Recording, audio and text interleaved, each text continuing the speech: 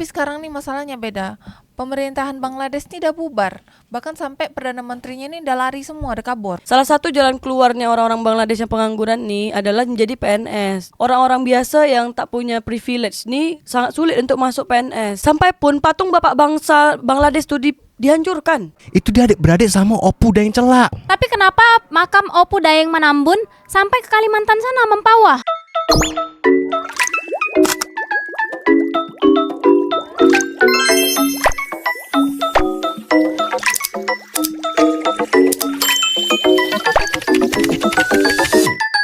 Banyak netizen-netizen yang berkomentar di video aku beda. Dia orang cakap pemerintahan Bangladesh dah bubar. Jadi akan semakin banyak orang-orang Bangladesh yang kerja atau tinggal di Malaysia, Singapura beda. Tapi kan sebelum ada pemerintahan dia dibubarkan ini, orang Bangla tuh memang udah banyak yang kerja di Malaysia, Singapura dari zaman dulu. Bahkan yang menetap pun dah ada jadi warga negara Singapura dan Malaysia. Tapi sekarang nih masalahnya beda. Pemerintahan Bangladesh ini udah bubar. Bahkan sampai Perdana Menterinya ini udah lari semua, udah kabur. Perdana Menteri dia tuh lari kemana? Pertama kan dia nak kabur ke India, tapi ternyata India menolak. Makanya dia ke Eropa, minta suaka di sana. Tapi tak tahu Eropa dia ini kat mana. Jadi kronologinya nih sebenarnya macam mana beda? Yang aku tahu nih sebenarnya ini masalah internal dari pemerintahnya. Jadi ada mahasiswa-mahasiswa yang demonstrasi atas ketidakadilan kalau misalnya pegawai negeri sipil daerah Bangladesh nih untuk misalnya masuk ke dalam pegawai negeri sipilnya tuh sangat diuntungkan untuk kalangan-kalangan tertentu aja, macam privilege macam gitu. Jadi kayak misalnya 10%-nya untuk perempuan, 10%-nya untuk distrik tertentu. Terus 30%-nya ini untuk anak-anak kaum pejuangan Bangladesh di tahun 1971 dulu. Jadi macam orang-orang biasa yang tak punya privilege nih sangat sulit untuk masuk PNS. Mereka ini mengutamakan 30% privilege itu dulu sama 10% yang lainnya. Berarti ini gara-gara pemerintah Bangladesh membuat aturan untuk PNS-PNS ini. Iya, sebab nih sekarang nih kalangan pengangguran nih sangat tinggi dekat sana, dekat Bangladesh tuh. Jadi gara-gara aturan ini dibuat, timbullah permasalahan. Mereka nih masyarakat nih marah. Kenapa lagi tinggi-tingginya pengangguran kok persulit pula lagi untuk cari kerja macam gitu. Selain itu, pertumbuhan lapangan kerja dekat Bangladesh nih semakin memburuk. Dia tak ada pertambahan-pertambahan lagi. Salah satu jalan keluarnya orang-orang Bangladesh yang pengangguran nih adalah menjadi PNS. Cuman jadi PNS pun dipersulit sama dia orang. Tapi kan di mana-mana kalau misalnya kita nak kerja-kerja di pemerintahan memang lowongannya tuh sedikit beda. Tapi gara-gara ada demonstrasi ini sebenarnya sempat damai. Terus udah direvisi tapi tidak dihapus. Gara-gara tidak direvisi itu terjadilah kekacauan ini di Bangladesh. Aksi-aksi yang membuat bentrok antara masyarakat dan polisi.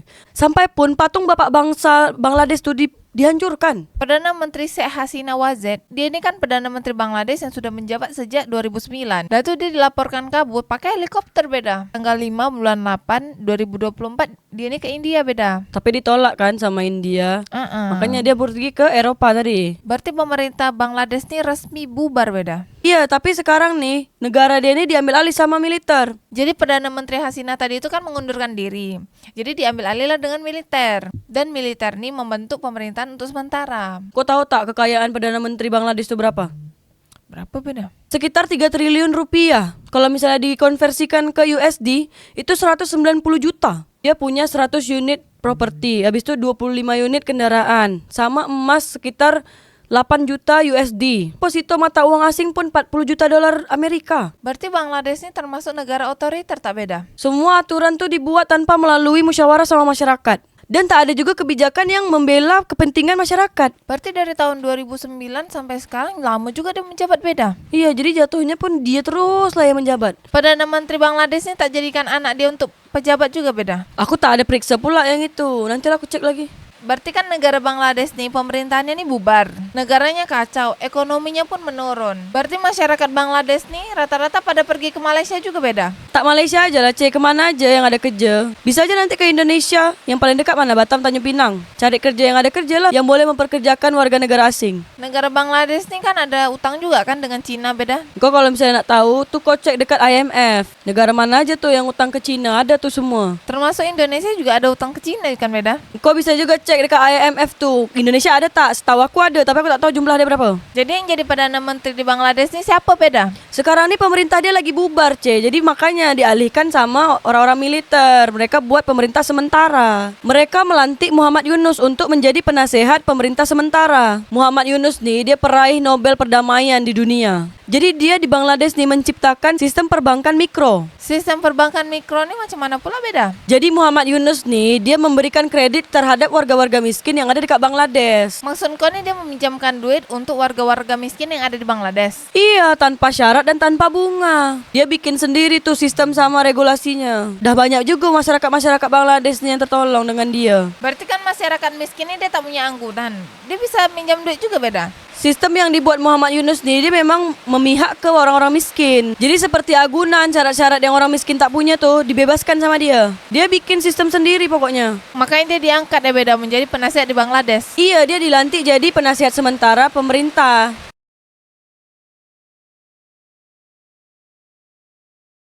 Nama dan makna daerah yang ada di Kalimantan Barat, perbatasan Indonesia dan Malaysia. Sambas, Sam itu artinya 3, Bas itu artinya suku bangsa. Jadi Sambas, 3 suku bangsa.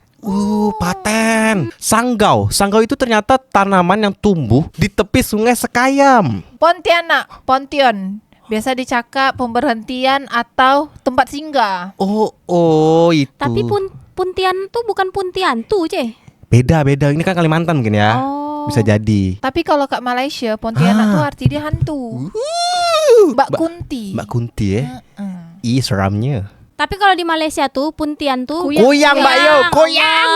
Allah. Mempawah. Nama pohon yang tumbuh di hulu sungai. Di Mempawah tuh ada makam Opu Daeng Manambun. Itu dia adik-beradik sama Opu Daeng Celak di Hulu Riau, Tanjung Pinang, Sungai Carang. Opu Daeng Celak nih, dia ini adalah nenek moyang dari Sultan di Selangor, Malaysia. Opu Daeng Celak ini bukannya ayah dari Raja Haji Fisabilillah? Iya betul, yang di Pertuan Muda Riau. Tapi kenapa makam Opu Daeng Manambun sampai ke Kalimantan sana, Mempawah? Jadi dia ini ada 5 bersaudara, Mbak Yu. Yang pertama Opu Daeng Perani. Yang kedua Opu Daeng Marewa. Yang ketiga Opu Daeng Celak. Opu Daeng Perani ini makamnya ada di Kedah, Malaysia. Opu Daeng Marewa dengan Opu Daeng Celak itu makamnya ada di Hulu Riau, Sungai Carang, Tanjung Pinang. Mereka inilah yang di Pertuan Muda Riau. Terus Opu Daeng Manambun nih, Sam itu artinya 3, Bas itu artinya suku bangsa. Tapang, Matan, tanah air yang penuh dengan rahmat dan keselamatan. Masya Allah. Sanggau nama tanaman yang tumbuh di tepi sungai Sekayam. Sanggau inilah daerah yang masih dialiri listrik dari Sarawak, Malaysia. Tapi banyak orang Kalimantan Barat yang tak tahu.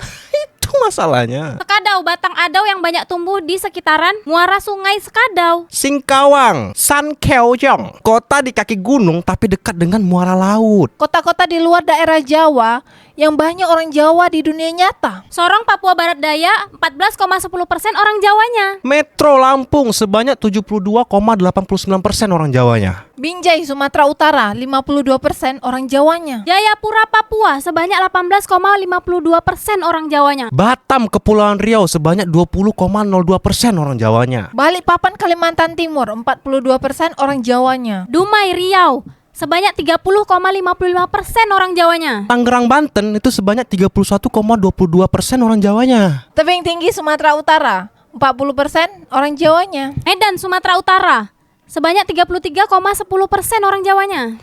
Jakarta sebanyak 36,17% orang Jawanya. Di Johor, Malaysia, ada Parit Jawa. Bandar Lampung, sebanyak 40,69% orang Jawanya. Bontang, Kalimantan Timur sebanyak 36,85% orang Jawanya. Di Tanjung Pinang Ada berapa persen orang Jawanya?